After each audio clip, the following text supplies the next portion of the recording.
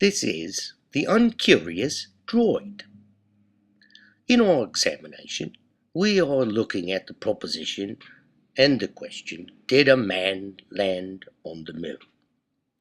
NASA and the government line would have you believe what you're looking at is a spacecraft capable of landing on the moon safely. As we reviewed, you look at the construction techniques and they're wanting. This does not look like a $2 billion spacecraft. But let's continue our examination. I don't want to give you conclusions. I want to give you evidence and discussion about that evidence and let your minds come to your own conclusions using critical thinking. I would like to direct your attention to the right, remember the leg, and you'll notice there's a crossbar strut.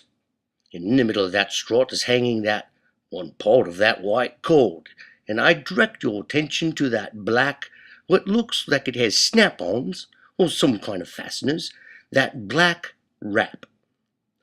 Now let's look at that a moment. I put it to you. We're talking about mechanical members. We're talking about struts and rods.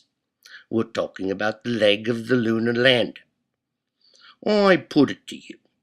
If you go to the trouble to put mylar or some reflective material that is obviously very thin on the pods, the legs, up the legs, and then you put the reflectivity on those struts, and what do? What do you see? There's a black wrap. Now, it doesn't take a rocket scientist to examine and know that a black surface creates a solar gain. It gets hot. So why, under any reasonable expectation, would you wrap one part of a rod in reflector and wrap the middle of that rod with an absorber? And what possible purpose would it have? Are you insulating some moving fluid, like you would buy one of those when you go to the hardware store?